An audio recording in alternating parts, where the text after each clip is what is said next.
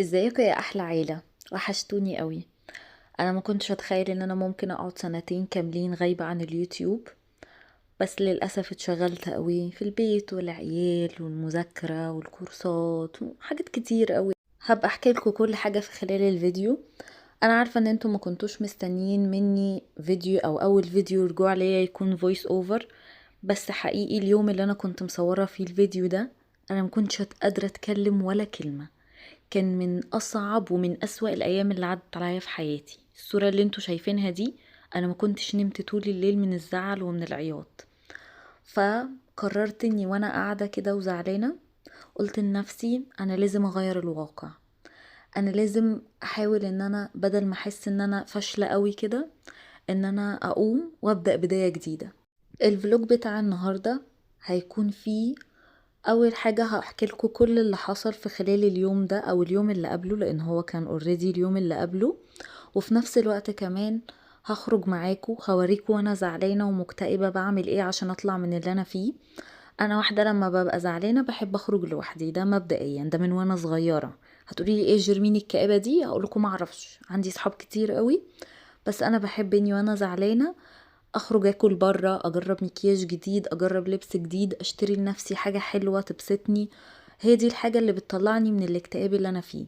فهو ده اللي انا هعمله النهاردة. اول حاجة خالص كده هحط مكياج عشان اقدر اواجه العالم، يعني عشان اقدر اواجهكم ونكمل الفيديو مع بعض من غير ما هالاتي السودة تبقى مغطية على الموقف وعلى الفيديو كله.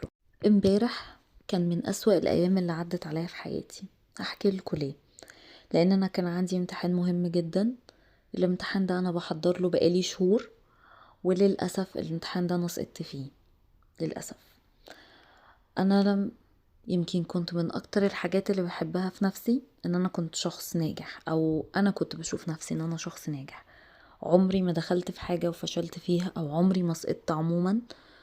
كنت دايما بقول لنفسي ان دي احسن حاجة فيا، اني الحمد لله ربنا بيقدرني اني اي حاجة بدخل فيها بنجح فيها. انا اللي مزعلني قوي كده مش بس ان انا سقطت في الامتحان ده، اللي مزعلني ان انا بقالي فترة كبيرة من ساعة ما دخلت البلد دي وانا حاسة ان انا مش عارفة انجح. عارفين احساس ان انتوا في حاجة كده مربوطة فيكم وعمالين تجروها بالعافية، بتقدموا رجليكوا بالعافية عشان تقدموا خطوة. انا حاسة ان انا الخطوة دي مش عارفة اقدمها. من اول ما جيت البلد، من اول ما جيت عشان اخد الكورس بتاعي، كنت حامل وكنت باخد الكورس. وبعد كده قبل امتحاني بأسبوعين اتنين قعدت 9 شهور بعمل كورس وانا حامل لحد اخر يوم معايا في التاسع. بعد كده رحت قبل الامتحان على طول بأسبوعين ولدت. فاضطريت ان انا اقعد 6 شهور لا عارفة اخد بالي من بنتي ولا عارفة اخد بالي من مذاكرتي، ومش عايزة انسى.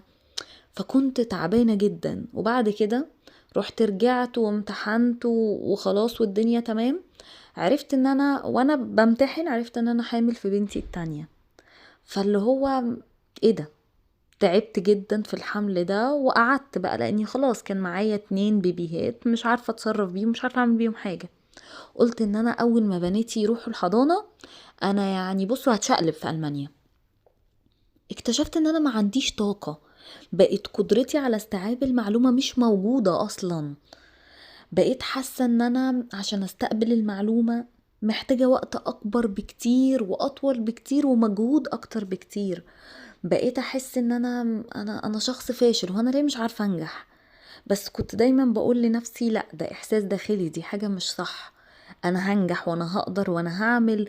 وكنت بقعد اقنع نفسي بكلام كتير قوي. انا مش عارفة هو صح ولا غلط.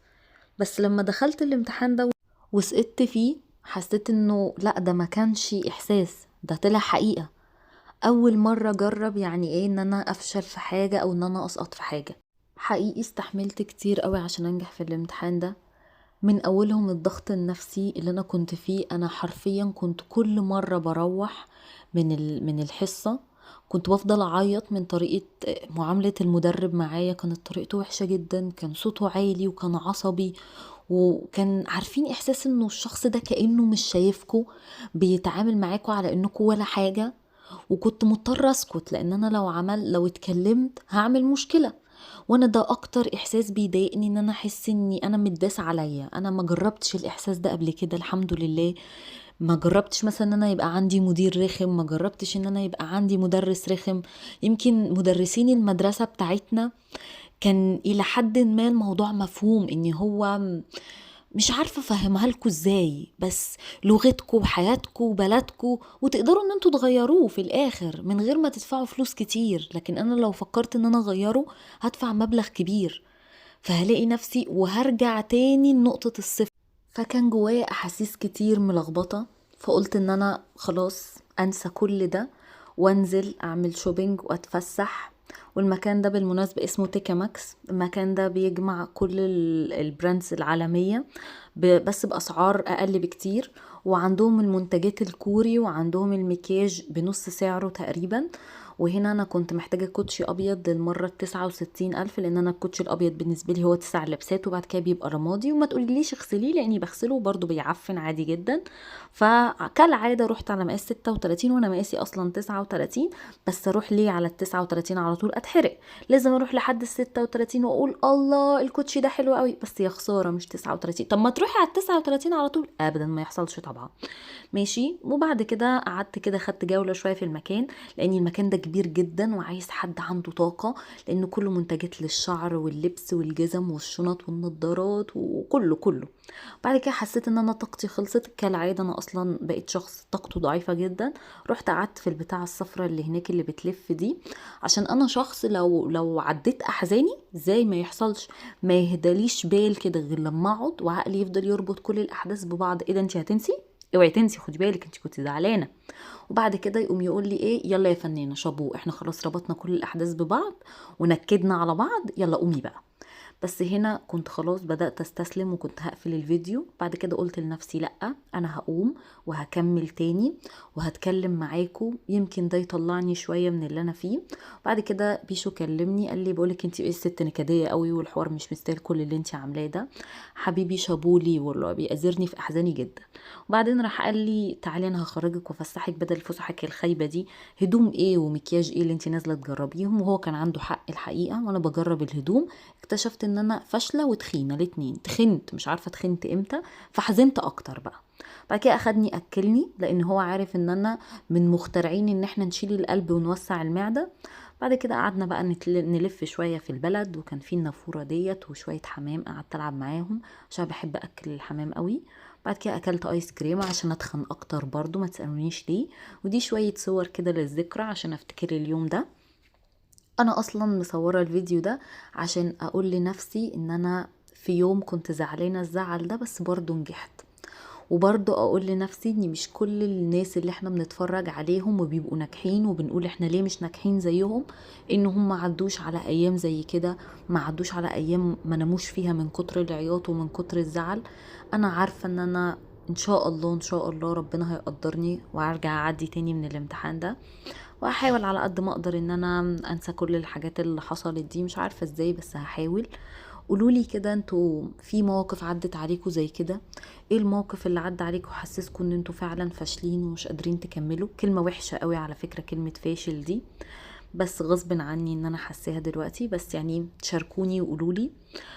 وبعد كده روحت البيت بقى، كنت عايزة اعمل اكل للبنات وقلت اجرب لهم النهاردة البانيه في الاير فراير عشان يبقى حاجة صحية اكتر. واحنا على فكرة عندنا البانيه ما عندناش فيجيتار جاهز، فعشان كده هتلاقوني ان انا بحضره وبحط له توابل. دي مش توابل كتيرة ولا حاجة، ده بقسماط بس من غير اي طعم، فعشان كده هتلاقوني حطيت له بهارات كتير. وهعمل لهم جنبه مكرونة وخلاص كده، دي اسهل اكلة في التاريخ. بعد كده بقى قعدت اتفرجت على التلفزيون انا والبنات وقعدنا نلعب شوية. وحقيقي هما بيطلعوني من اللي انا فيه. وعايزة اطلب منكم طلب، يا ريت ما لاقيش حد في التعليقات يقول لي ايه ده يا جرمين، هي دي الحاجه اللي مخلياكي زعلانه قوي ومكتئبه؟ مش عشاني بس، ده حاجه ليكوا عموما في الحياه. ان انتوا حاولوا على قد ما تقدروا ان انتوا تبقوا اشخاص طيبين حنينين. ان انتوا تحسوا بالشخص اللي قدامكم، ان مهما كانت الحاجة دي بالنسبة لك تافهة وصغيرة ان هي بالنسبة له كبيرة، فتطبطب عليه من غير مواعظ، وان انت تفضل تقول له ان في مشاكل اكبر من كده بكتير. الحمد لله في مشاكل اكبر من كده بكتير، وان الحمد لله الواحد ما عداش بمواقف صعبة للدرجة، بس ممكن يكون ده مثلا بالنسبة لي حاجة كبيرة انا مش قادرة اعديها. تحسوا بالشخص اللي قدامكم، تعرفوا تطبطبوا عليه، تعرفوا امتى تدوله مواعظ وامتى بس ان انتوا تطبطبوا، ما تقولوش مواعظ، ما تدوش حلول، ما تدوش اي حاجة غير ان انت تقول للشخص اللي قدامك انا حاسس بيك، انا واقف جنبك، انا هساعدك. انا عندي واحدة صاحبتي كده بالظبط، من اكتر الحاجات اللي بحبها فيها اني مهما كانت الحاجة اللي انا بعملها صغيرة، وهي على فكرة علمتني الحتة دي، اني مهما كانت الحاجة اللي انا بعملها صغيرة ان هي تفضل تقولي برافو، انت ازاي عملتي كده، انت شاطرة، انت قوية، انت مش عارفة ايه. ممكن هي مش مقفورة ولا مش كدابة، لا بالعكس، هي شخص حنين. وخلاص من الفيديو اللي جاي هنبتدي بقى ان احنا نرجع للقناة تاني ونعمل مكياجات وفلوجات عادية جدا، ما فيهاش نكد وما فيهاش اي حاجة. بتمنى من كل قلبي ان الفيديو يكون عجبكم، لو عجبكم متنسوش تعملوا لايك وشير.